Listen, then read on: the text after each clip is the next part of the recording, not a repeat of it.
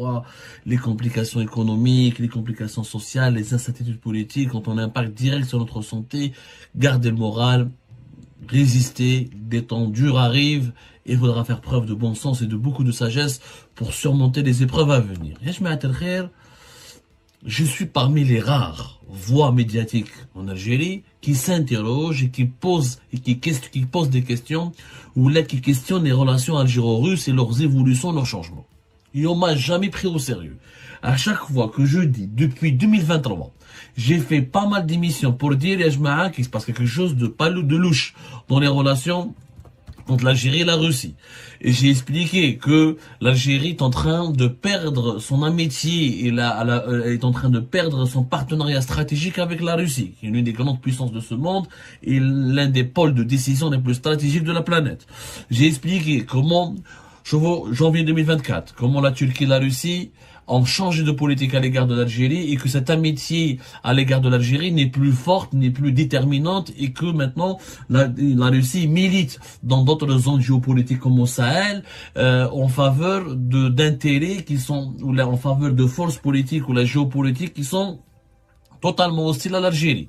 Fin janvier 2024, aussi, j'ai parlé de l'alignement russe sur l'agenda des Émiratis, que les Russes maintenant sont très proches des Émiratis et qui sont partout soutiennent la politique des Émiratis, les Émiratis qui sont classés comme les ennemis redoutables de l'Algérie depuis 2022 jusqu'à la fin de l'année 2023. L'Algérie considérait les Émirats Arabes Unis comme étant un adversaire majeur et comme une source de menace potentielle contre sa sécurité nationale et sa stabilité.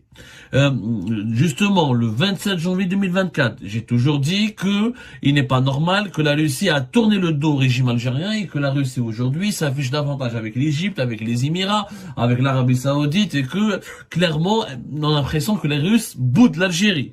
Dans la crise malienne, 24 décembre 2023, nous avons fait une émission pour analyser que les Russes sont à l'origine du renforcement de l'influence et du poids politique et géopolitique de la junte malienne et que c'est les Russes qui arment et qui soutiennent militairement, qui entraînent et qui se battent à travers les milices de Wagner, les milices paramilitaires de Wagner, des milices russes, donc des militaires et des paramilitaires russes, c'est eux qui ont permis au Mali de reconquérir leur territoire au nord du pays, de ne plus reconnaître les accords d'Alger de 2015 et de tourner le dos à l'Algérie, de menacer l'Algérie, d'accuser l'Algérie d'ingérence étrangère et d'accuser l'Algérie de soutenir et d'entraîner les factions armées du nord du Mali dans des opérations de déstabilisation de l'Algérie. La junte malienne, elle est soutenue, parrainée essentiellement par la Russie. À aucun moment la Russie n'est intervenue pour réconcilier la junte malienne, le gouvernement de transition malien dominé par les militaires de l'armée malienne, des forces armées maliennes, les fameuses FAMA, pour les réconcilier ou là pour les ramener à de meilleurs sentiments à l'égard de l'Algérie. Dans tous les dossiers où l'Algérie est mise en difficulté, Sahel, Libye, Émirats, nous retrouvons une Russie, même on va parler même dans le dossier marocain, nous retrouvons une Russie qui ne soutient plus l'Algérie, qui ne soutient pas activement l'Algérie, en tout cas comme avant, une Russie qui a pris ses distances vis-à-vis du régime algérien, et l'illustration la plus parfaite, c'est ce qui vient de se passer hier, le vendredi 23 janvier, hier nous sommes le samedi, hier le vendredi 23 février, pardonnez-moi, hier le vendredi 23 février 2024, le chef de la diplomatie russe, Sergei Lavrov, de retour du Brésil, où il a participé à une réunion des chefs des diplomates, des chefs des ministres des Affaires étrangères des pays membres du G20 au Brésil, et Sergei Lavrov, à son avion, a fait un escale technique à Casablanca au Maroc. Il ne l'a pas fait à Alger. Alors que d'habitude, les dirigeants russes, quand ils transitent par le Maghreb, leur point de repère, le lieu où ils observent une pause, ou l'endroit où ils se sentent le plus en sécurité et où ils ressentent de la sérénité, où ils font une halte, ça a toujours été l'Algérie. Parce que au Maghreb, l'Algérie, c'est le partenaire, c'est l'ami historique, c'est le client traditionnel de l'industrie de l'armement russe, c'est l'ami traditionnel et historique de la Russie. Ce n'est plus le cas. Lavrov, pour la deuxième fois consécutive depuis décembre 2023, boude l'Algérie. Ou là, il néglige l'Algérie. Ou là, comme on dit, il ne s'intéresse pas à l'Algérie. Alors, l'avion de Sergei Lavrov a fait une escale technique de près de 3 heures avant de redécoller et de poursuivre son chemin vers la Russie. Il faut savoir que dans les protocoles diplomatiques, dans les usages diplomatiques, pour les grands vols à long courrier entre Moscou et Brasilia ou la Rio de Janeiro, entre Moscou et le Brésil en tout cas, c'est des longues heures de vol. Souvent, les dirigeants diplomatiques, les chefs d'État comme les ministres des Affaires étrangères s'arrêtent, font des escales techniques, c'est pendant 3 heures ou là 4 heures. Il se repose et l'avion recharge du kérosène, des contrôles techniques pour voir que est-ce que le vol peut se poursuivre en toute sécurité. Et les dirigeants diplomatiques, les chefs d'État s'arrêtent dans un pays précis. Des fois, ils descendent de leurs avions pour aller rencontrer les homologues ou les dirigeants du pays où ils observent une halte, une pause. C'est souvent ces escales techniques sont organisées dans les pays amis. Par exemple, Majid Tebboune, il a fait escale à Doha avant d'aller en Chine. Et de retour de Chine en juillet 2023, il a fait escale, un arrêt à Istanbul, à Ankara en Turquie. Mais à chaque fois, lui, il est descendu de son avion pour aller parler avec les Erdogan, que ce soit en Turquie ou là le prince du Qatar, que ce soit à Doha. Bon, dans le cas ça c'est quand il s'agit d'un chef d'État. Un chef d'État, quand il fait une escale technique, il descend de son avion, c'est pas bien, c'est pas normal en tout cas, c'est pas convenable de le laisser dans un avion. Il descend pendant 4-5 heures, voire une journée, il se repose, il mange, il est reçu par son homologue, le chef d'État du pays où l'avion il a fait une escale technique, où son avion a fait une escale technique. Ensuite, il poursuit son long voyage vers son pays d'origine, vers son pays natal. Mais Sergei Lavrov, d'habitude, encore une fois, la Russie, tous les dirigeants russes, quand ils passent par le Maghreb, s'arrêtaient traditionnellement en Algérie, qui est le pays ami, qui est le point d'ancrage de la politique étrangère russe dans la région. Ce n'est plus le cas. Ce n'est plus le cas, la preuve. Il y avait le forum le mercredi 20 décembre 2023. Il y avait la 6e édition du forum arabe-russe qui a été boycotté par l'Algérie parce qu'il était organisé à Marrakech, au Maroc. L'Algérie avait boycotté l'événement. Après Marrakech, avant de venir à Marrakech, Sergei Lavrov était au Caire. Il a fait l'Égypte. Et après Marrakech, il est parti où? Il est parti en Tunisie, où il a fait une visite en Tunisie. À l'invitation de Kais Saïd. Mais il ne s'était pas arrêté en Algérie.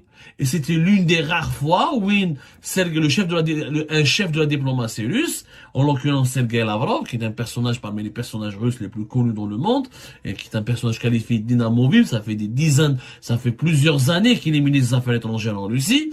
Il incarne, en tout cas à travers sa personne, l'appareil diplomatique russe. Il a passé 24 heures en Tunisie, il a assisté au forum Russie, monde arabe à Marrakech, il est parti ensuite à Le Caire, mais il s'était pas arrêté à Alger.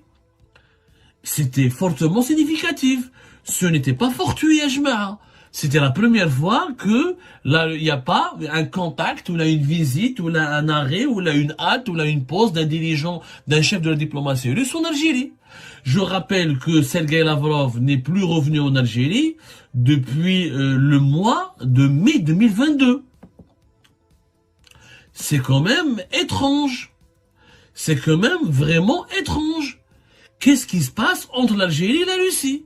À chaque fois que j'aborde ce sujet, ils jouent des gens, ils disent que non, des sources proches du régime algérien, vous connaissez rien aux échanges, à la relation très particulière entre l'Algérie et la Russie. Il y a des réseaux, il y a des relations ancestrales, il y a une amitié solide et inébranlable, il y a des traditions, il y a des coutumes dans ces relations. Vous ne comprenez rien, vous n'êtes qu'un petit journaliste, vous n'êtes qu'un spéculateur. Alors, expliquez-nous que Sergei Lavrov n'est plus revenu en Algérie depuis mai 2022. Il a été au Maroc, décembre 2023, le forum monde arabe-Russie. Il a été en Tunisie. Il a été en Égypte. Là, il revient du G8 du Brésil. Il fait une escale technique au Maroc. Il ne s'arrête pas en Algérie. Expliquez-moi. Donc il y a bien une attitude bizarre à l'égard de la Russie, de la Russie à l'égard de l'Algérie, pardonnez-moi. C'est comme si vous aviez un ami qui était très proche, qui a l'habitude de fréquenter votre maison, de vous parler, de venir chez vous, et du jour au lendemain, il change totalement de comportement, il fréquente plus vos adversaires que vous, il va souvent chez vos voisins, mais il vous appelle pas, il vous parle pas, et il vous salue pas. Il y a quand même un problème. Ça veut dire que cet ami il vous reproche quelque chose. Il a changé d'attitude. Son attitude n'est plus amicale. C'est ce qui se passe entre l'Algérie et la Russie. Ne venez pas nous dire que tout va bien, que les relations ne sont plus harmonieuses. La Russie soutient les Émirats. On a déjà en parlé. Elle a construit une amitié solide et un partenariat exceptionnel avec les Émirats. La Russie parle beaucoup plus à l'Égypte qu'à l'Algérie. La Russie elle s'est rapprochée beaucoup du Maroc, qui est notre quand même l'adversaire stratégique de l'Algérie, alors que l'Algérie est censée être l'allié traditionnel de la Russie. C'est la Russie qui soutient les militaires maliens qui ont torpillé l'accord d'Alger et qui ont insulté l'Algérie, qui ont accusé l'Algérie de soutenir des mouvements terroristes et de déstabiliser le Mali. Donc dans la crise malienne, la Russie a pris le parti des adversaires de l'Algérie. Au Niger, c'est la Russie qui se mobilise pour soutenir la nouvelle junte nigérienne du Niger dans ses relations, dans sa gestion de son territoire national et dans la gestion de ses opérations militaires et dans ses relations stratégiques avec la communauté internationale. Donc, en Libye, la Russie soutient le maréchal Haftar et elle ne soutient pas les alliés de l'Algérie. La relation avec le Maroc, Lavrov préfère plus se reposer au Maroc qu'à Alger. Donc il se passe quelque chose. C'est que les Russes sont en colère contre l'Algérie. Les Russes reprochent quelque chose au régime algérien. Les Russes sont remontés contre le régime algérien. Vous ne pouvez pas me convaincre du contraire. Celui qui ne fait pas cette observation, ou il est malhonnête, ou il est aveugle. Qu'est-ce qui se passe entre Alger et Moscou? Pourquoi on nous cache la vérité? Pourquoi il n'y a plus de contact approfondi, amical? Et il est où ce partenariat exceptionnel et historique qui a été signé entre Tebboune et Poutine au mois de juin en Russie? Fahmouna. Il se passe quelque chose. Pourquoi dans tous les problèmes, dans tous les dossiers géopolitiques où nous avons un problème, la Russie ne soutient plus, ne vient plus en aide, ni à la rescousse de l'Algérie? Il y a même les contacts entre les Algériens et les Russes, c'est maintenant un niveau formel. Toujours il y a des contacts formels, toujours une coopération, mais elle n'est plus à haut niveau. Ça fait combien de temps que Poutine n'a pas parlé avec Tebboune? Ça fait combien de temps que Sergei Lavrov n'a pas parlé avec le ministre des Affaires étrangères algérien? Et on sent un positionnement que l'Algérie, depuis l'échec des BRICS, août 2023, on sent que l'Algérie a tourné le dos à la Russie, qu'elle s'est rapprochée de l'Occident, de la France et des États-Unis d'Amérique notamment, et que la Russie lui renvoie bien l'ascenseur. Ok, vous avez décidé le choix, vous nous boudez à cause de votre échec d'intégrer les BRICS, et ben nous aussi, les Russes, on va vous bouder l'Algérie et on va se rapprocher davantage du Maroc, des Émirats, de l'Égypte qui sont les rivaux, les adversaires géopolitiques actuellement de l'Algérie sur la scène africaine et maghrébine. الاخوان ديالي السيد ناصر بوريطة دار لهم ضربة مقص. يعني الجزائريين باش تشن هاد النافوره هادي ما عجبهمش هما الحال، حنا غادي نسميوها تمثال باش ما يبقاش فيهم الحال هما. هاد الفيديو هذا كاع ما غادي يعجب الجزائريين، الاعلام الجزائري كامل غادي يسخط. فين ما دخل شي جزائري شاف هاد الفيديو هذا ما غاديش يقدر يسمعو، ما غاديش يقدر يكملو. علاش؟ حيت عارف السيد ناصر بوريطة كما كنقولوا قولهم اكبر تقوليبه في التاريخ. صراحه هاد الفيديو هذا ديال السيد ناصر بوريطة دار ضجه كبيره في الاتحاد الجزائري. ما عرفتش علاش الاعلام الجزائري كامل كيتكلم على ناصر بوريطة. دار لهم ضربة معلم، هذه هي ضربة المقص كما كنقول. يعني هو دار واحد مبادرة زوينة في الاتحاد الافريقي وهما شادهم السخانة، ما عرفتش علاش. اخوان ديالي السلام عليكم، مرحبا بكم معنا في الفيديو الجديد هذا اللي غادي نشوفوا فيه السيد ناصر بوريطة اللي فرقع كما كنقولوا الرمانة.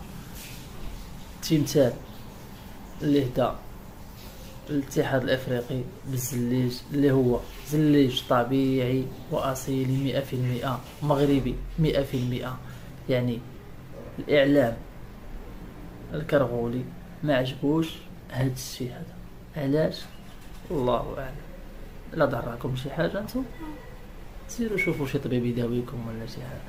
يعني هاد التمثال اللي هداه اديس ابابا في الاتحاد الافريقي يعني راه واحد التمثال كبير وعنده واحد القيمه. هما كيقول لك لا كتمثال عادي، لا بالعكس سمحوا لي، هذا كتمثال عريق مهداة من السيد ناصر بوريطة للاتحاد الافريقي. يعني هذا التمثال هذا راه عنده واحد القيمه كبيره ومصوب مزلج طبيعي مغربي اصيلي 100%. علاش نتوما تقولوا باللي هاد الشيء هذا ماشي اصيلي وماشي طبيعي؟ واش ناصر بوريطة داير لكم الحلاقم ولا شنو؟ بغيت نعرف انا غير علاش الناس كتقارن راسها، كتمنى دير شي حاجه محسن. نتوما اي حاجه دارها زوينه المغرب، اي حاجه بانت في المغرب كتمشيو تقارنوا راسكم بها، كتبقاو تقولوا لا هذه ديالنا. شويه غدا خرجوا قولوا عاوتاني هذا الزليج المغربي راه ديالنا حنا، غيروا عليه شي لوغو ولا شي حاجه بسيطه وقولوا باللي حتى هو راه تابع لينا، يعني راه ماشي مغربي 100%، قولوا جزائري 50%. ما عرفتش انا علاش نتوما دائما كتعلقوا الفشل ديالكم بالمغرب. يعني شنو طاري لكم مع المغرب؟ نتشوفوا في فيديو جديد ان شاء الله.